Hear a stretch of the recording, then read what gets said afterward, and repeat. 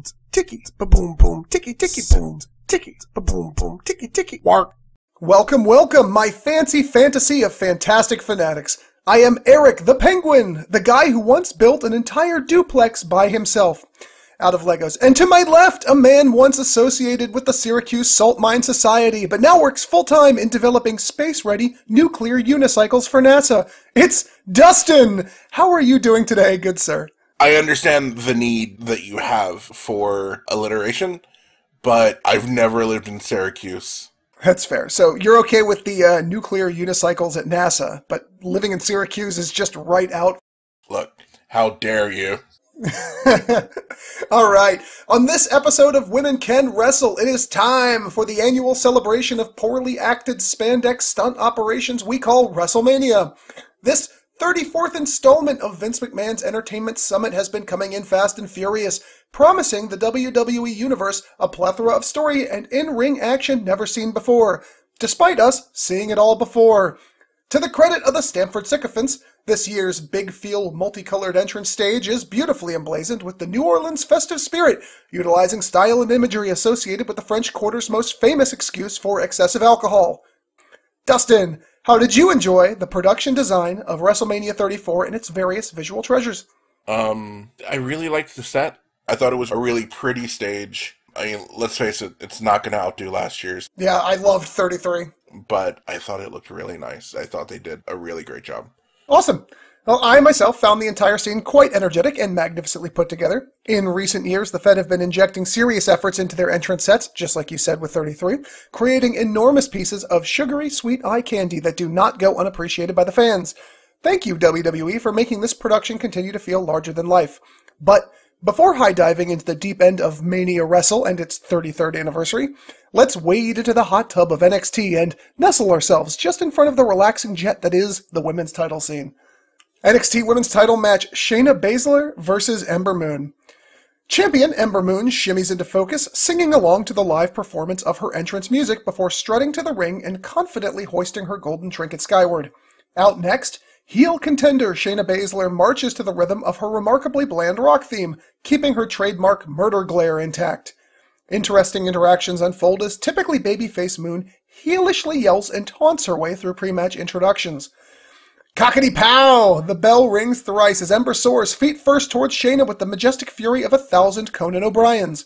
However, Baszler's ring awareness allows her to sidestep, answering with a Little Mac right hook that undoubtedly earned her a star. A scuffle on the outside is the precursor to the dazzling verticality Ember displays, shattering Shayna's jawline. Momentum is stolen back by Baszler with a gut-wrench suplex, but at least she's polite enough to introduce Ember to Dr. Kicky McRightfoot III. After enduring some punishment, Ember escapes Baszler's tangible hatred with a sorta Kanrana before unleashing a completely out-of-place showboat forward handspring corner elbow strike.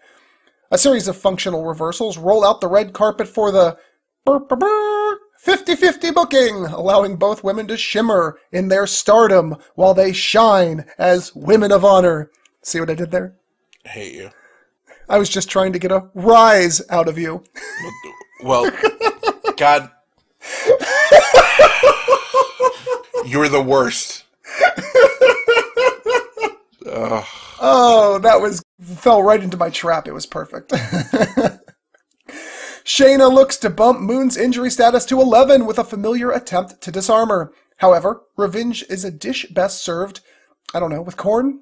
Instead, Ember stomps down on Shayna's bicep, resulting in a painful shoulder dislocation that blows out her use of the appendage. Radical! Kick, drop kick, shin kick. Instead of stars, this match should be measured in feet. No.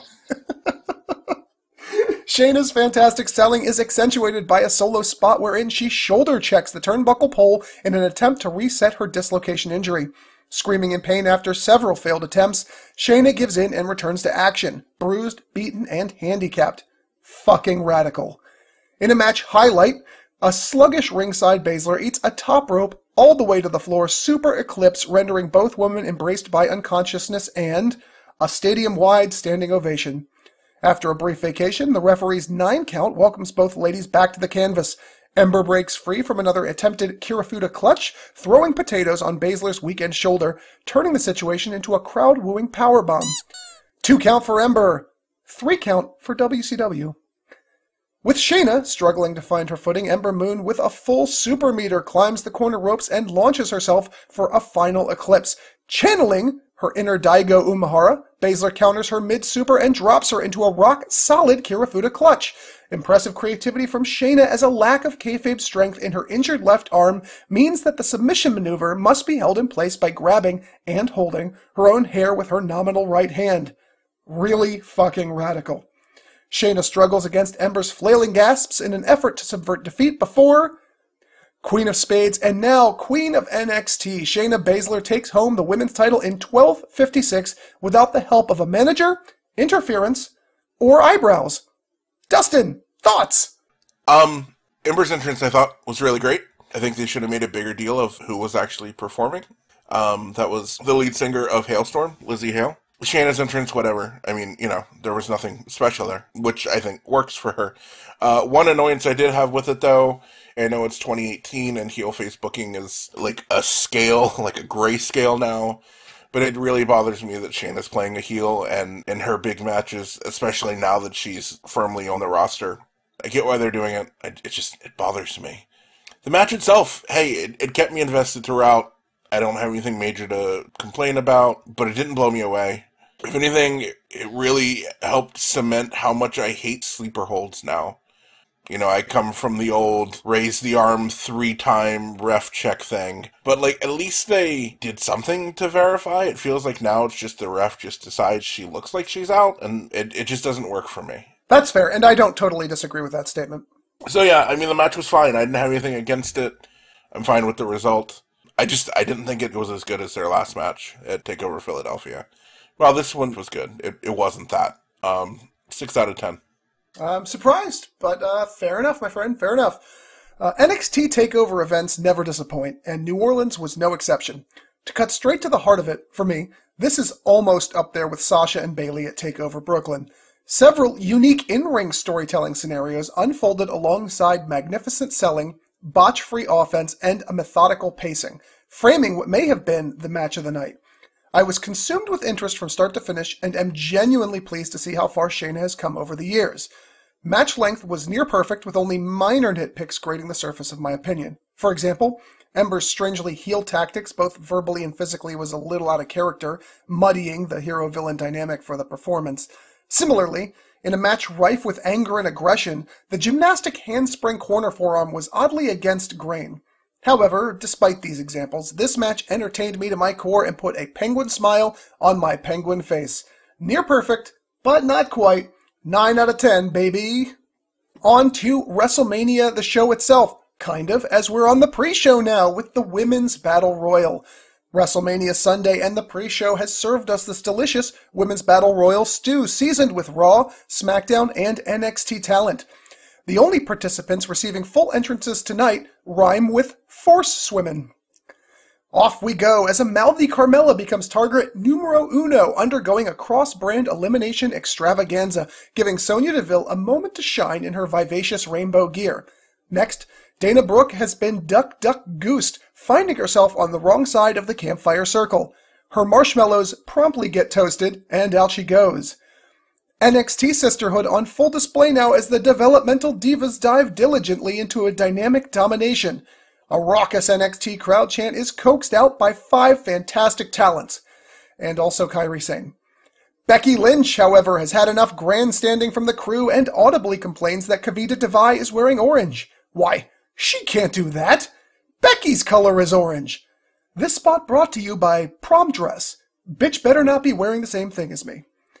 Eliminations left and right as indiscernible clutter decorates the canvas, but a parting of the clouds shines some light on the affair when Bianca Belair comes crashing down on Sonya Deville with a flawless 450 splash.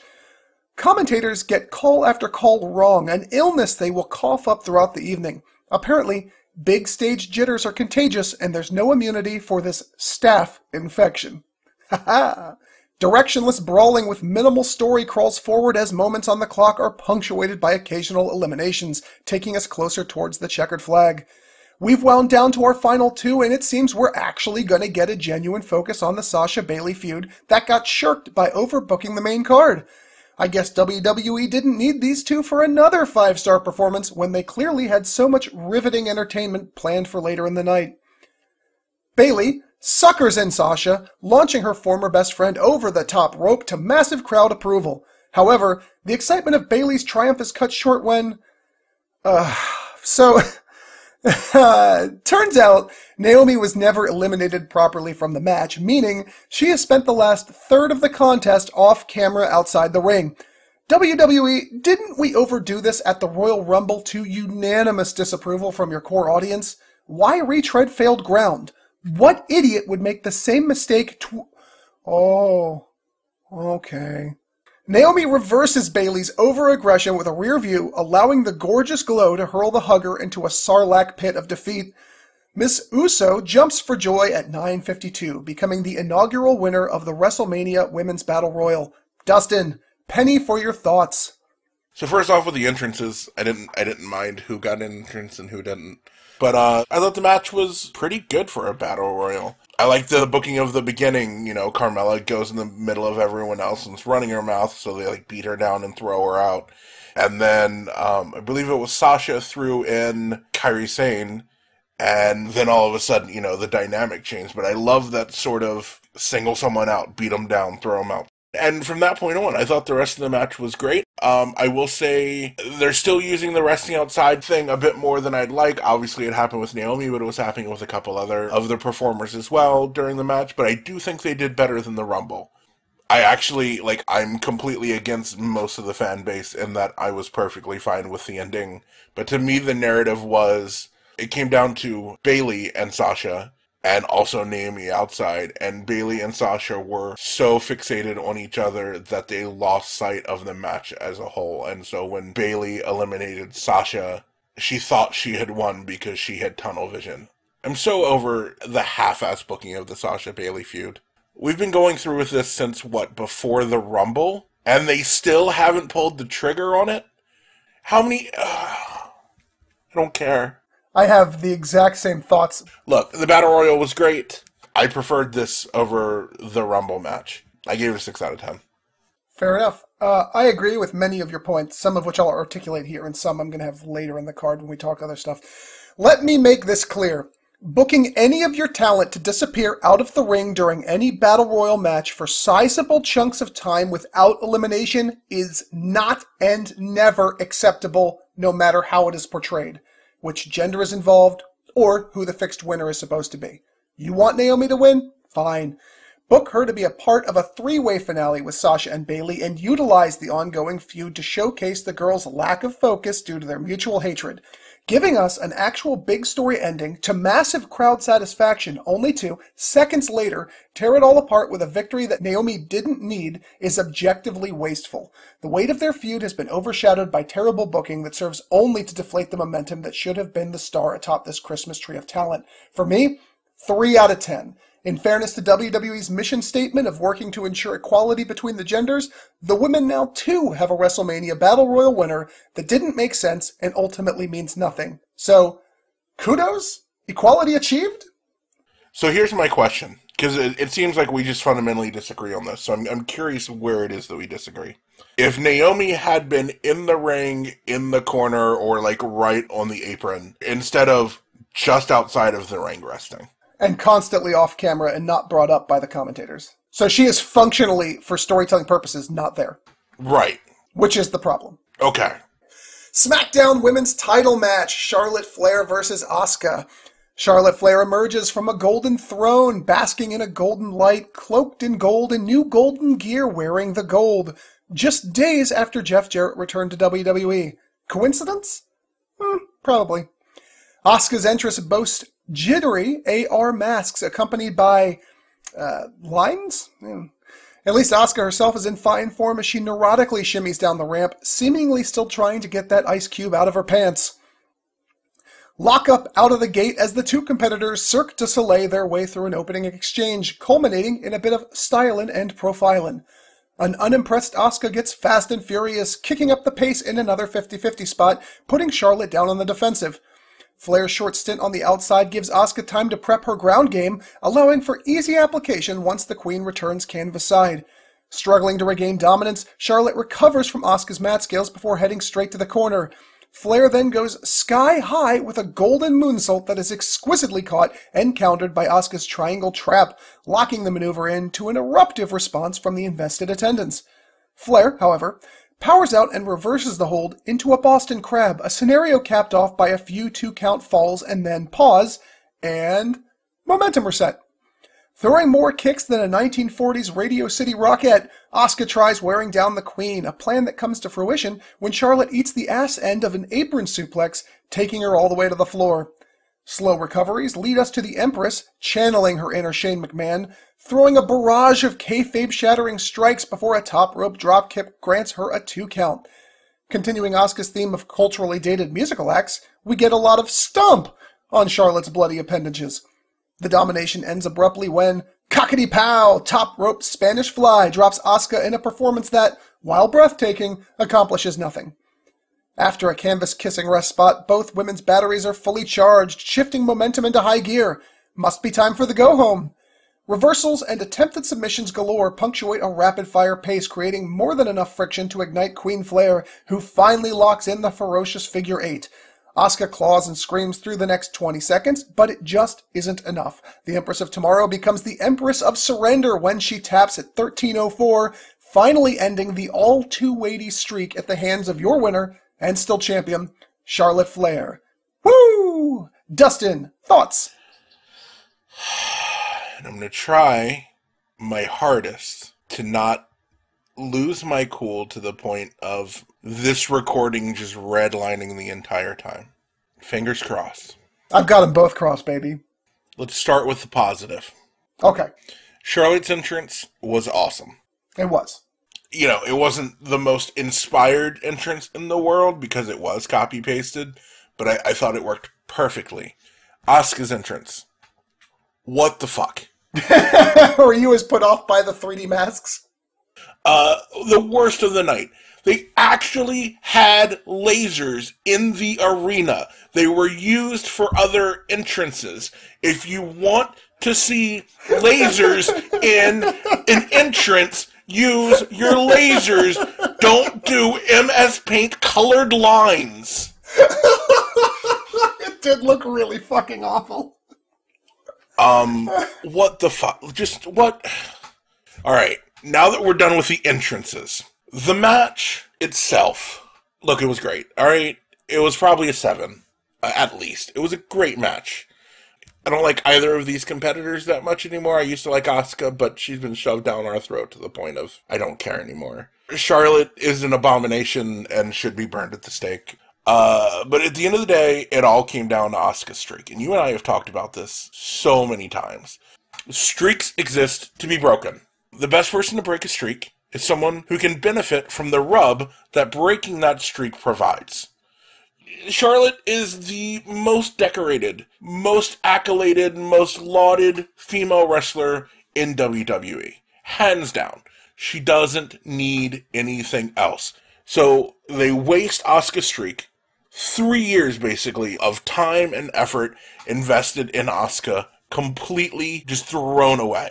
Like, really, it was just awful. I'm going to get a tad wordy, but my opinions on this match can be broken down into 3 separate categories. 1, the match quality. 2, the build-up. And 3, the streak. 1, the quality of the match was well-structured and told a very clear story that was easy to follow. The kicks, chops, and punches were numerous this contest, and not all of them were convincing, but they didn't distract too much from the overall quality.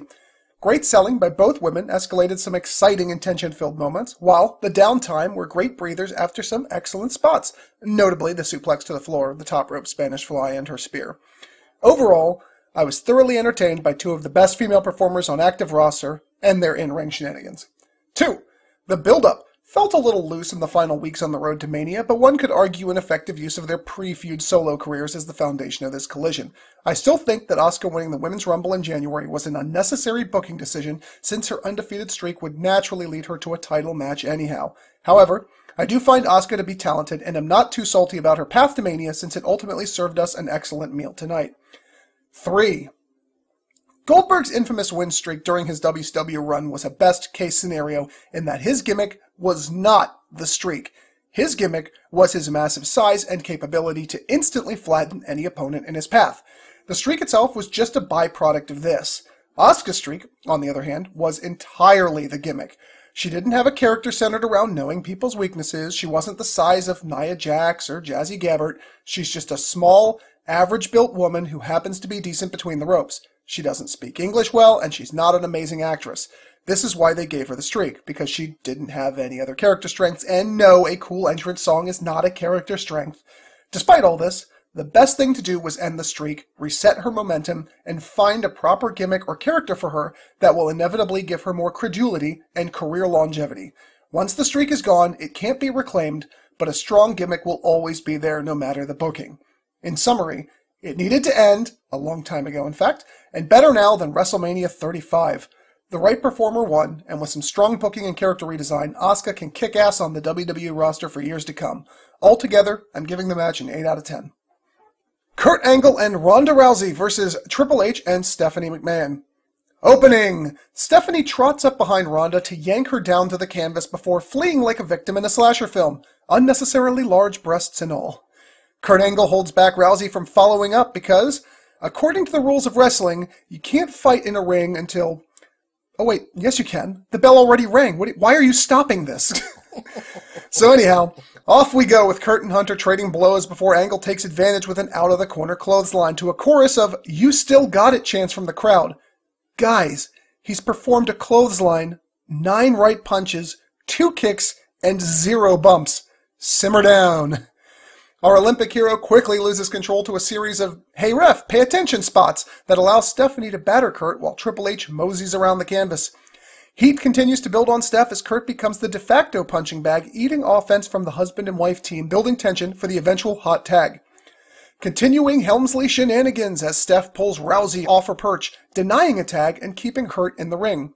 Stalling works but for so long as Kurt ditches Hunter to the outside, enabling the tag that drops red-hot Rousey between the ropes and deep into Stephanie's face meat. Rolling clothesline, side suplex, actually decent rapid-fire corner strikes capped off with a gut punch to drop McMahon on her pleather-clad booty. Ronda is in control and the fans are completely on board with a break her arm chant as we finally see Stephanie pull up a stool and order a drink from Rousey's famous arm bar. And at 8:15, this is where the contest should have ended. There's no better place to do this than WrestleMania, so sorry Dustin, I'm going to break tradition and give my opinions on the match up until this would-be moment. Then I'll finish the recap and give a final review at the end. At this point, everything that needed to happen to successfully tell this story and mark Ronda's first appearance went over without a hitch. Kurt and Hunter worked just fine together and despite being past their primes, still managed to keep the story in motion by building hot tag tension. Stephanie worked super heel and got her eventual comeuppance, while we got to see energetic Rousey showcase some of her in-ring talents. Faces won, heels lost, match length at this point was about perfect. For me, this would have gotten a solid 7, maybe an 8 out of 10.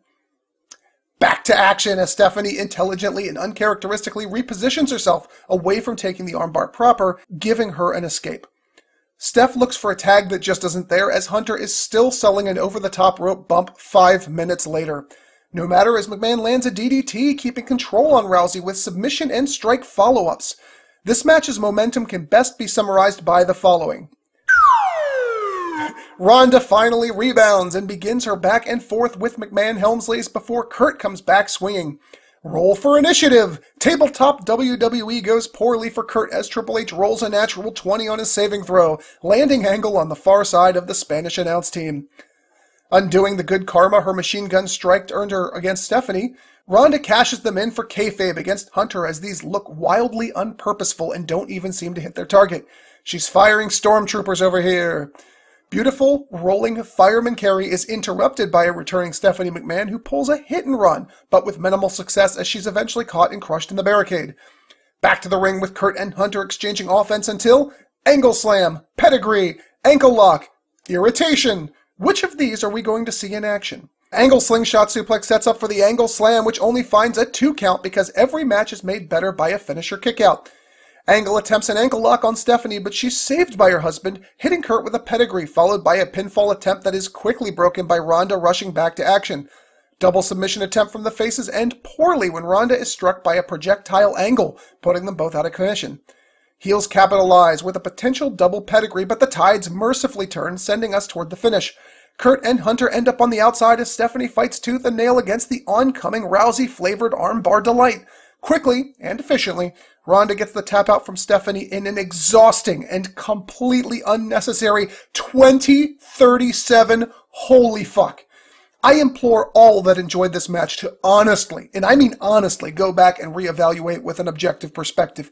I, too, had fun watching this live, but with each subsequent rewatch, the entertainment value diminished greatly. Going past the point of story relevance into time wasting was bad enough, but to take this slog 20+ minutes into an already exhausting 7-hour WrestleMania was just will-breaking. During my second viewing, I had to pause and breathe many times, and when I watched for a third, I tapped out. I didn't make it past the 10-minute mark. Rose-colored glasses painted by the overhyped Ronda train were evident from the "you still got it" chants too early, and they served only to prove that sometimes you gotta wind down, step back, and really think about these matches. To date, this is the only match in our Women Can Wrestle review library I couldn't get through 3 times. This contest temporarily sucked my love of wrestling dry. It's lucky I'm giving it a 3 out of 10. Dustin, sorry for the wordiness. What did you think of this match, and how many times did you end up watching it? Now it's time for rant number 2. I'm looking forward to this one. Go ahead. So the entrances. Triple H and Steph's entrance. Look, if you want to look tough, ride a motorcycle. Not a tricycle. The trikes really kill the otherwise badass ambience of the entrance. They kind of do, don't they? Aside from that, it was fine. Kurt Angle and Ronda's entrances, look, there's no complaints. Kurt's entrance is Kurt's entrance. Ronda's was fine. I liked the whole, kilt skirt look. I didn't mention it, but I agree with that as well. I will say, though, that I'm already starting to sour on the Roddy Piper homage thing. I'm already starting to think about what are they going to do next with her, and I hope this is not her gimmick forever. The match was fine. Look, I loved it live. I don't think I agreed with you at the time. I was like, no, it was great. I agree with you. Watching it a couple more times, it definitely exposed some flaws. And there's spots that were clearly pre-planned, but everyone wasn't in the right place. It felt slow and clunky because of that. But I agree with you that the main problem was in the second half of the match. What do you think about match length, by the way? I was fine with it. With 20+ minutes, really? Look, it was their main event of the night. It really was. I mean, more than anything else, that was their main event. What you're saying is they found their money ticket and they just milked it. Right. I'm just saying that was, as a corporation, that was their focus for the night. See, I would agree with you if Ronda made this one special appearance. You know how each year they'll get a guest, like Mayweather, that year he fought Big Show, that kind of thing. If this was a one and done, then I would completely agree with you. Milk it for all you got. Shit, take it to 30 minutes. Who cares? But she's under regular contract. This is not the only time we're going to see Ronda, you know? I think it's a perspective thing. I think you're looking at it as this is just her first match. I think her first match has to be a celebrity match that then segues into a career. Her first match can't be Sonya Deville's first match. Sure. Look, I'm curious if you know, how many tags were in this match? In total? Let's say there were 3. Wrong. 1. There was 1 tag in the entire match. And it was the hot tag to Ronda? Yes. After that, the entire rest of the match was non-legal. But there were so many nail-biters the whole time, and everyone, including the ref, seemed to forget who was legal. Thank God, at least by the end, they remembered, and the legal competitors closed out the match. No, absolutely. Yeah, but at the end of the day, like I said, originally it was an 8. I was going to rewatch it anyways, but I've been on the fence between a 6 and a 7. I was going to wait and hear what you said to see if you pushed me one way or the other. I think I'm going to go with a 6. Look, I'm so high on Ronda right now, and I want to be as optimistic and complimentary as possible when it comes to her. But unfortunately, the whole match wasn't just her. And so, I'm going to have to bring it down. Next match! Next match, all right. For the Raw Women's title, Alexa Bliss versus Nia Jax. I hear it week after week, and sorry, Dustin, I'm still going to say it. Alexa needs a new entrance theme that actually fits her character, not an ESPN basketball recap bumper. Tonight on SportsCenter, we talk the chances the Boston Celtics have against the Charlotte Hornets. That being said, Bliss looks great in her Mania-specific entrance gear as she exudes a greasy confidence, punctuating her villainous character. Nia channels her inner Michael Jackson in her Mania-specific gold and sheer black ensemble, a look that finally shows off a bit of her body, cleavage included. They both look great. Explosive forearm from Nia starts a barrage against Mickie James that ends with Alexa going solo this match. No backup tonight, short stack. The bell finally rings as Nia enters, no-selling Alexa's brash opening before tossing her around like the blonde Barbie doll she is. Revenge and aggression fuel Jax as she easily hoists Bliss into the air like a plastic trophy before Alexa deflates the spot by landing feet first instead of a full face bump. Could have been a little cooler. After rolling to the outside, Alexa demands her title and attempts to flee but eats a clothesline from Jax as a response. The two end up back between the ropes when Bliss cheap shots Nia with a gouge to the left eye, limiting her vision and lowering her chances of victory. Intelligent but slimy Alexa capitalizes with a series of kicks that push the sexy size Samoan back into the corner. Clear storytelling, activate! Alexa continues to punish Nia by meticulously removing appendages from her offense via calculated setups. Take her down and keep her down is the name of the game. Unfortunately, in this game, Nia is a level 35 orc wizard and is able to counter with a suplex of her own design. Alexa then dodges a corner-aimed shoulder tackle that sinks Nia to the floor on the outside, a situation that Bliss is happy to take advantage of with a successful top rope twisted Bliss all the way to the basement. Man, the commentators are killing me this match. Stop bitching at each other and just tell us the story of the match with a side of color commentary. I require nothing else of you necktie monkeys. Alexa follows up on the canvas with a nice DDT to Nia, followed by an empty 2 count, frustrating her enough to cause a massive hissy fit with audible complaints. Jax struggles to her feet as Bliss hurls slap after slap, peppered with nasty trash talk. But then, Nia finally wakes up, clutches Alexa's throat, and screams, "Shut the hell up!" You know how PG-13 movies are allowed 1 F-bomb per film? I wish WWE pay-per-views worked the same way, because this would have just been a great spot for it. The match gains some tug-of-war as the two women trade offense before Nia gains control, moving steadily towards the finish.